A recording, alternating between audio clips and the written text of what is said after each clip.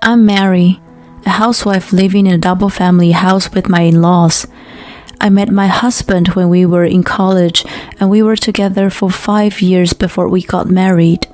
For the first 2 years of our marriage, we lived together in an apartment. However, my parents-in-law strongly requested that we build a double-family house. I had seen my in-laws many times since my husband and I started dating. Both of my parents-in-law were kind and always treated me well. So the proposal to build a double-family house was accepted easily. The house has 2 entrances, and you have to go out once to get to the other house. So we have our own space and we could help each other if something happened. My parents lived far away, so I was rather grateful to have them live close by. For the first 6 months after moving, I think we had a good relationship as I imagined. One day, I got hives all over my body. At the beginning, it was just slightly. It happened when my parents-in-law, my husband, and I went out for dinner. We went to a Thai restaurant. My mother-in-law and I arrived at the restaurant early. We were looking at the menu to order before the others arrived. My mother-in-law wanted to order a dish with cilantro on it. So I said, "Mother, John hates cilantro, so let's ask the restaurant to remove it." This was it. My mother-in-law didn't know that her son doesn't eat cilantro. "What? What is that? Are you trying to say that you know John better than me?" What? I don't remember she'd ever been like this. I felt as if the time had stopped for a moment.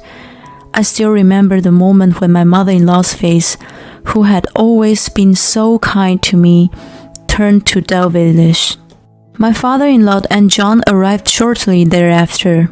The dinner ended peacefully, as if my mother-in-law's earlier comment had never happened. After that day, my mother-in-law started harassing me every day. I know how much she loved John, but this was more than I had imagined. By the way, I know John was never a mommy's boy. That's the only thing that saved me. Ding dong.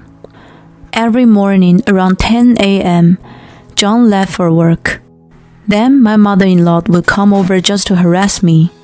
"Oh, it's such a beautiful day, but you haven't done the laundry yet? What a lazy wife." At first, she started by being picky with my housework. In the beginning, I didn't expect her to come every day. I managed to get by with a jokey smile, but it gradually gets too far. "Hey, when are you going to get divorced? A wife like you pisses everyone here. I think the only mistake in John's life is marrying you." I tried my best not to grab a thick book to shut her mouth.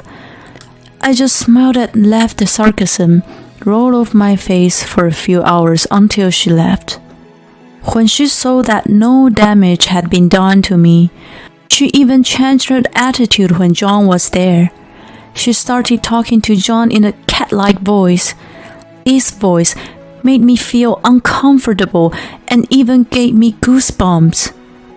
I was getting so tired that I seriously thought about getting a thick book for her. My husband's reaction to my mother-in-law was gentle, a little annoyed, but as usual. I feel sorry for Johnny that you're serving him this kind of food. Johnny leaves early in the morning because she wants to spend less time with you." Before I knew it, she started calling him Johnny. That's not what you should be sorry for, but whatever. This person really needs to shut up. As a peace lover, I tried my best not to see her as possible. I would go out when she was coming over, but then she would not stop calling me. And when I came back, she would be waiting in front of the house and yelled at me. I knew that I couldn't run anymore. I didn't want to let John know about this because I hate drama, so my body collapsed by getting hives. At that time, I did think about telling John, but my mother-in-law changed to a kind mother as she used to be before in front of her son. What a monster! A cunning woman would be a fox, but with my mother-in-law's body shape, a raccoon was more suitable for her. I wondered how to explain this monstrous raccoon to John and his father. Even if I told them honestly, they might not believe me. I couldn't take action. My father-in-law had always treated me well, and my mother-in-law and father-in-law were a close couple. He would be devastated. If I could just endure a few hours of the mean monster raccoon every day, then maybe that would be better. Maybe my mother-in-law would get tired of bullying me too. One day, I was thinking about these things. John had to go to dinner with clients and left his car at the office and took a cab home. His boss had arranged for him to come to the work in the afternoon the next day because he couldn't use the car. John woke up around the time he usually left the house and we had breakfast together. He was always rushing around in the morning, so it was nice to spend time together in the morning. I made a little more luxurious breakfast than usual. John is a salesman, so he is good at entertaining people by talking about what happened. So I laughed and laughed while he told about the dinner last night. After the breakfast, he went to the bathroom. Ding dong! My mother-in-law came over. She must have thought her son was gone because the car wasn't there. As soon as she opened the door, she started talking like a machine gun. There are leaves all over the front of the house. Can you even clean up properly? Go clean up the mess. What the hell? It's gross here. Just like you, bitch. Did you grow up in the pigsty? Just get divorced. Oh my. Mother, should I tell her John was still here? Or is it better if John finds out, so I don't have to tell him and he will understand? My mother-in-law noticed that I was surprised and weird by the situation that she started saying. What? Are you trying to talk back to me? It's now or never, I thought. Mother, please forgive me. I will do my best. I replied weakly, intentionally sounding like I was about to cry. Then my mother-in-law's bullying raccoon mode kicked into top gear. What do you mean, I'll do my best? She said. You're doing nothing. It's useless. You are useless. Useless. I tried to sound like I was about to cry even more. Oh, please, don't, I pleaded. I was starting to enjoy more and more. Don't touch me, you pigsty bitch. How many times should I say, I hate you? Can you imagine that my Johnny has to eat your pig foolish meals? Just divorce my Johnny. I don't care if it's a monkey or a pig as long as it's not you. You call me the pigsty woman, but you don't care if your son marry a pig? What a nonsense. I was trying hard to hold back my laughter. That's when it happened. We heard the sound of the toilet water flushing. My mother-in-law looked at me like, no way. I got down on the floor and hit my face because I was about to collapse with laughter. Mom, what was that?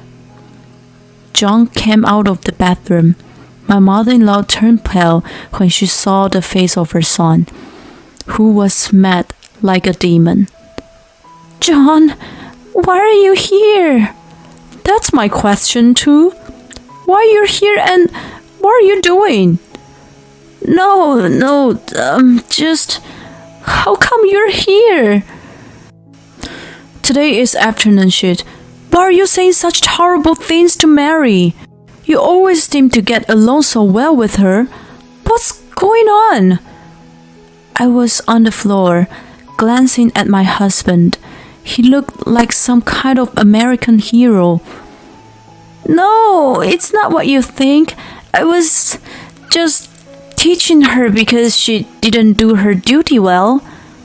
Saying you hate her, get a divorce, and called her a pig is telling her how to do housework? I heard everything you said. This isn't the first time today, huh? Even it's you, Mom. This is unforgivable. You set me up. My mother-in-law grabbed me by the shoulders and tried to pull me up. Mother, stop it. If I show my face now, she'll know I was laughing. Stop it, Mom. Just get out of here. My mother-in-law was yelled by her favorite Johnny, and she stepped out of the room sobbing. Soon after, my laughter subsided and I sat up, making a face like I was crying. John wiped my tears, saying, I'm sorry. But they were the tears I was holding back from laughing. I'm sorry. I told my husband everything that had happened, that she visits me every morning at this time, that the hives was not serious at the beginning, but her bullying made it worse, and that my whole body is covered by them now. I'm sorry I didn't realize how hard it had been for you. It won't happen anymore. You don't have to put up with it. I'll think about how to handle this. My mom might come over today, so will you go out until I get home? My husband's words brought tears to my eyes again. By the way, these are tears of joy. I'm so glad that I married this man. At the same time, I wondered how such a wonderful man was born from that mother. I muttered to myself, a monster raccoon gave birth to a Pegasus. After that, we left the house. I had a lunch and went to the karaoke. What a wonderful afternoon. I felt refreshed from the first time in a long time. My mother-in-law was calling me and texting me like a demon. I replied that I would forward the emails to John and I would let him listen to her voice message. This time, I got triple the numbers of apology messages. I guess she has a lot of free time on her hands. Then, after John finished work, we went out for dinner together. He said, let's talk to Mom and Dad about this. Let's move out of the house. I don't know what Dad would say, but if we sell the house now, I think it would save a lot from the loan. I don't think you want to see them anymore, so I'll be the one to talk. I'm really sorry about everything. He was so nice that I felt guilty for the fake crying. Then we went to their house. The moment we arrived home, my mother-in-law stared at me with a very scary face, but I replied with my best smile. Johnny, listen to me. Listen, it was really a mistake this morning, you know. She kept making excuses, but John ignored her and said, Dad, can you sit down for a minute? I need to talk to you. My father-in-law looked at him strangely, but he sat down at the dining table with his son. While John was telling him what had happened, my father-in-law looked at him with a blank stare, as if he couldn't believe what he was hearing. And my mother-in-law was crying the whole time. Mary, I want to apologize to you too. I'm really sorry. What my wife did is unforgivable. Bullying is not something an adult should do.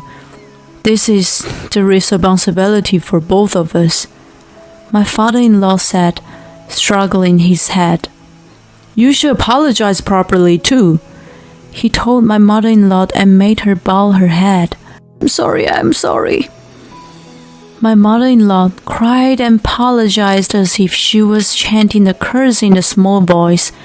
It sounded a little like a curse, and I was scared.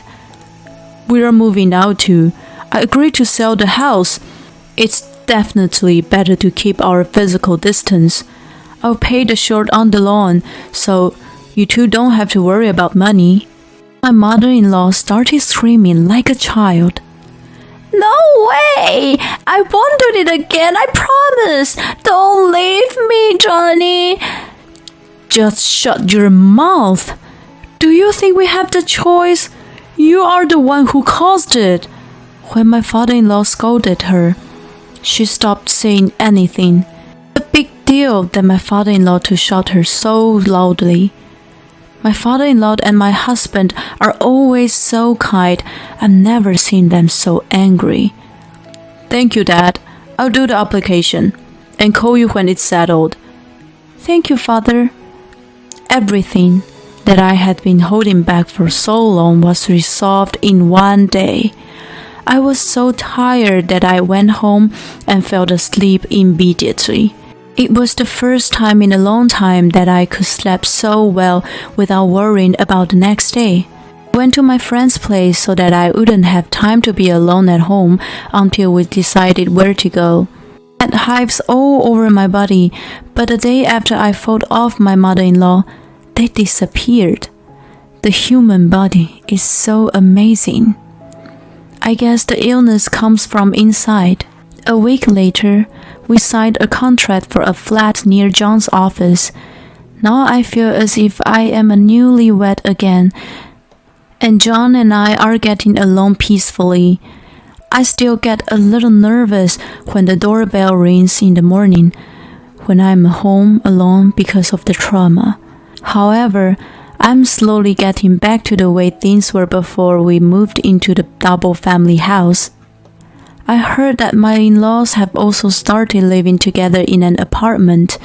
Fortunately, the house sold for a good price that they were able to pay the rest of the loan with my father-in-law's savings.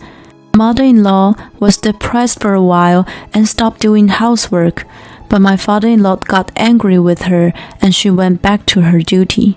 Furthermore, he is planning to make my mother-in-law work part-time, telling her there is still unpaid on the house.